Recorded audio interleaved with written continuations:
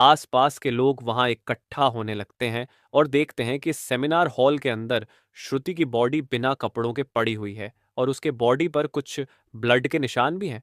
यहाँ खड़े सब लोगों के लिए ये एक ड्रामा से कम नहीं था, स्पेशली दूसरी फीमेल डॉक्टर्स एंड वर्कर्स के लिए, क्योंकि उन्होंने अपनी आंखों के सामने ऐसा नज़ारा पहली बार देखा था।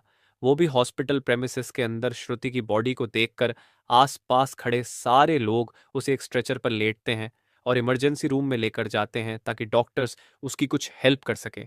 काफ़ी देर तक डॉक्टर्स के स्ट्रगल करने के बाद भी एट दी एंड श्रुति कुछ घंटों के बाद अपना दम तोड़ देती है। हॉस्पिटल में कुछ लोग थे जो कि इस मर्डर एंड रेप केस को एक नॉर्मल केस जैसा दिखाने की कोशिश कर रहे थे, जस्ट बिकॉज कि वो इस हॉस्पिटल का नाम बचा सके।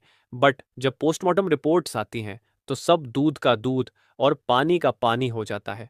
इन रिपोर्ट से साफ साफ पता चल जाता है कि श्रुति के साथ किसी ने जबरदस्ती गलत हरकत करने की कोशिश करी, और जब वो इस इंसान से अपने आप को बचाने लगी तो उसने उसका गला घूंट दिया, इवन उसे बहुत बुरी तरीके से मारा भी और फिर उसका रेप भी किया।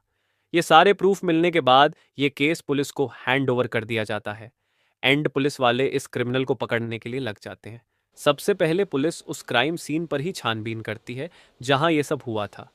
किस्मत से पुलिस वालों को वहां पर श्रुति के कुछ नेल्स एंड ब्लड सैंपल्स मिलते हैं और साथ ही एक ब्लूटूथ नेक बैंड। ये केस शायद और भी जल्दी सॉल्व हो जाता अगर उस फ्लोर पर सीसीटीवी कैमरा होते तो। बट बदकिस्मती से इस सेमिनार रूम के अंदर या इसके आसपास कोई सीसीटीवी कैमरा नहीं थे।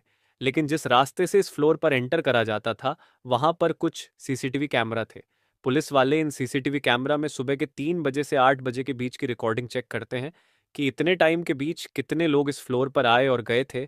इन सीसीटीवी फुटेजेस को चेक करने के बाद ये पता चलता है कि टोटल 6 लोग इस फ्लोर पर आए और गए थे।